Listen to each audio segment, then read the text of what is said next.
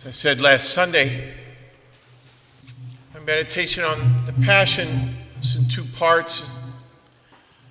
Last Sunday, I talked about in some detail or a little deeper what Jesus was doing on the cross. And tonight, I'd like to talk about why Jesus did what he did and why God had Jesus do it. And the simple answer, of course, is out of love. That Jesus did what he did out of love for us, love for his Father, but especially love for us. But as I did Sunday, I'd like to look a little deeper into what that means. And I'd like to look at that love in three ways. I know some of you have read or heard people talk about three words for love in the Greek language. Actually, were more. But the three that are spoken of are agape, eros, and philia. Agape as selfless love, eros, love as desire, and philia, love for a friend.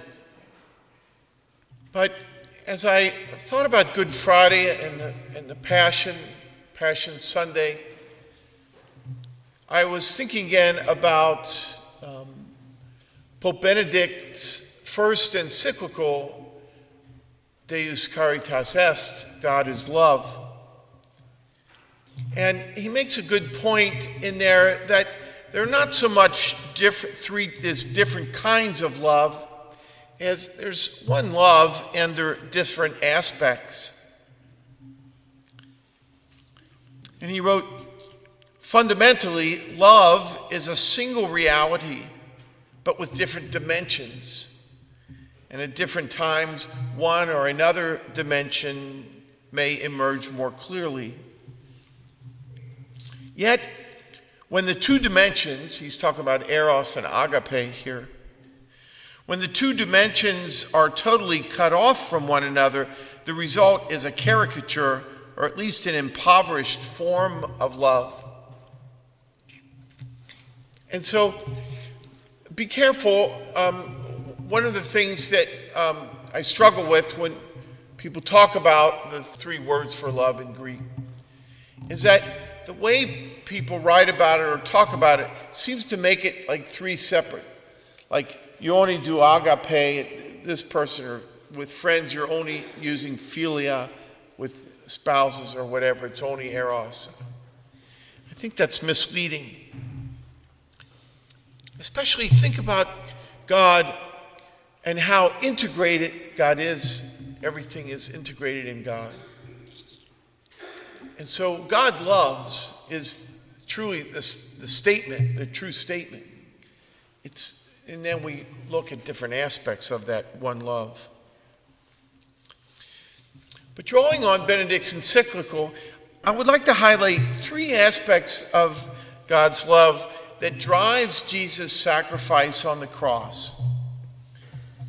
God's selfless pouring out of himself, God's desire for humanity, especially God's desire for humanity to be one with God. And the third, God's merciful love.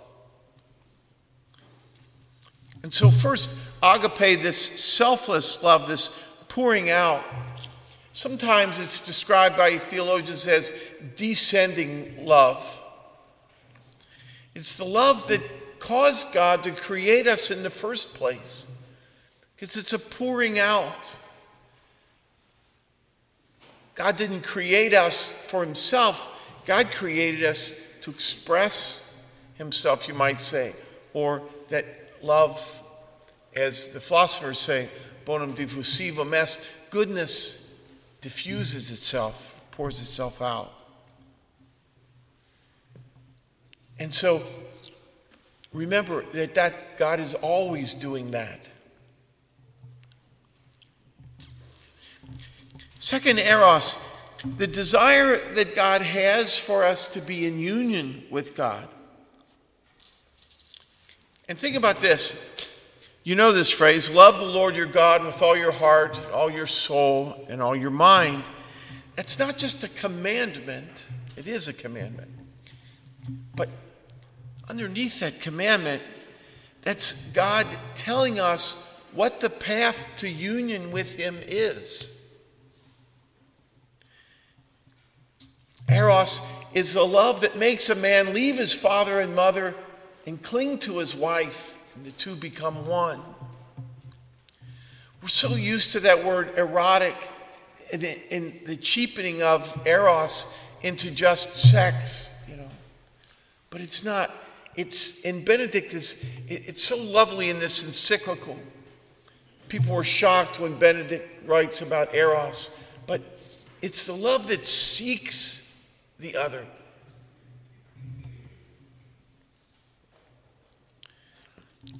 And then it is that love, as Benedict puts it, between man and woman, which is neither planned nor willed, but somehow imposes itself upon human beings.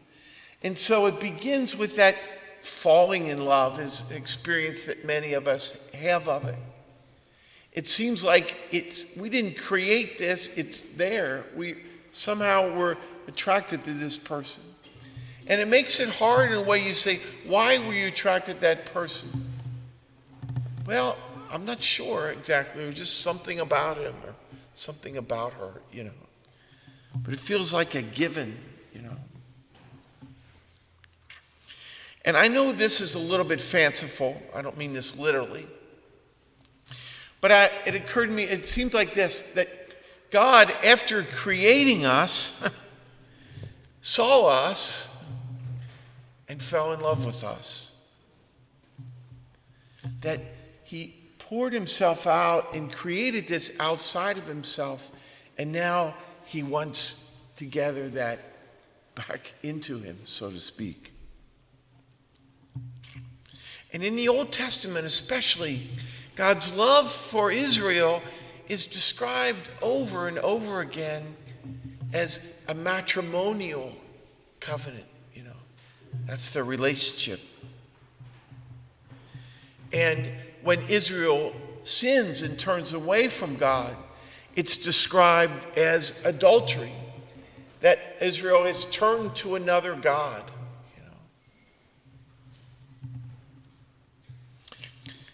And of course, remember this, as I said, eros in God is never without agape.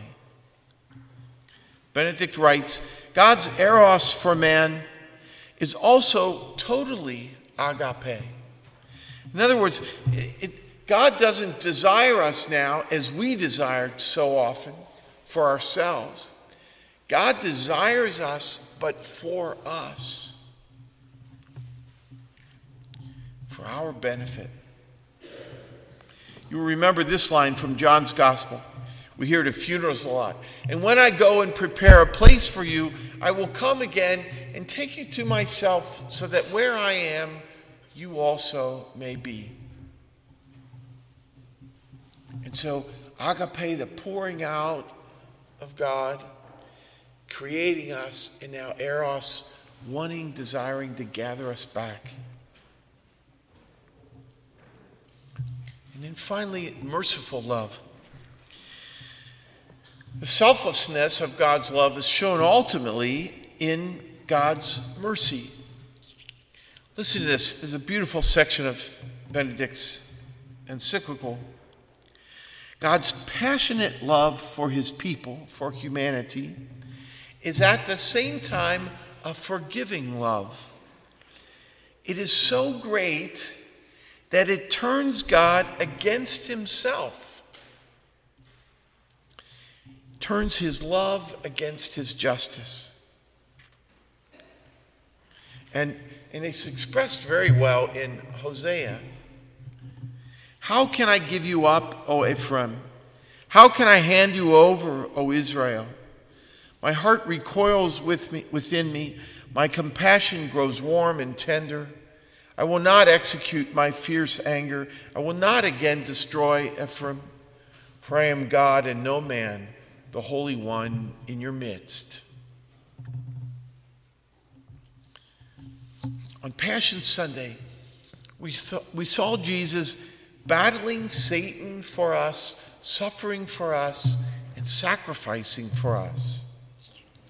He did this because he loves us, he desires us to be with him, and he wants to pour out his mercy on us. The thing that really inspired this homily was something that I've had for quite a while. I don't know now how long it's, maybe, I don't know, it could be 13, 14, 15 years, I don't remember. But one of the school children made this for me. All you'll be able to tell from here is that it's a crucifix. It's made out of paper towel, whatever they call that, the inside paper towel thing. And what struck me about it mostly, and I don't know if you can tell, but here's Jesus. And it's kind of funny, but I'm not laughing at it, so I want to be clear about this. But you can't see this from here probably, but Jesus is not, his hands are not nailed to the cross, his feet are not nailed to the cross. He's kind of an action figure, actually. He can move hands. And he's got a huge smile on his face. I think it was a second grader or something that made it for me or something,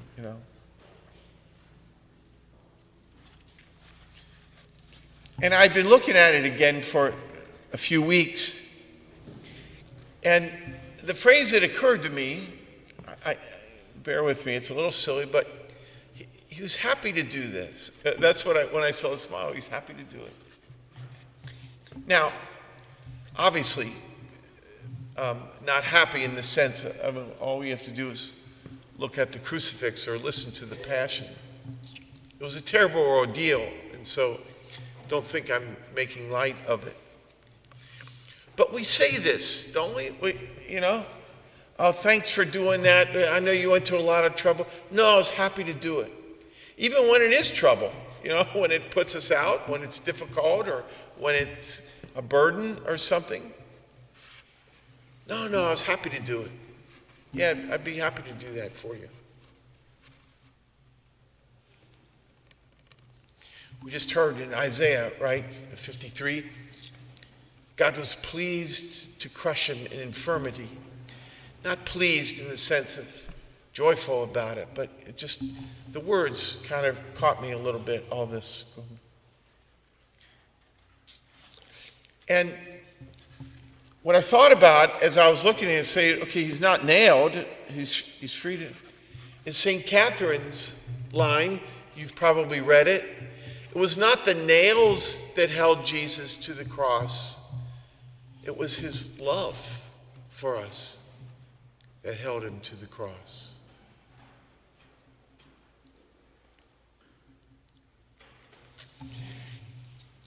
And as we listen to the Passion, maybe you have this feeling. I always have this feeling, this sorrow that washes over me, this horror. I was thinking how brutal they were. I can't imagine, and this is not a judgment on them, it's just, but it was a more brutal society, at least physically, than ours. They broke their legs. I suppose they took a mallet or something and whacked them out. I'm not sure how they broke their legs, but can you imagine being the one, that was your job, to break the legs of these so they would die faster? To be the one to scourge Jesus or nail his hands and feet to the cross. I can't imagine that. And And it's good for me to hear it, but I have to admit, I've always hated Good Friday. I hate everything about it, really. But after that washes over us, and that's part of the story, but it's not the whole story.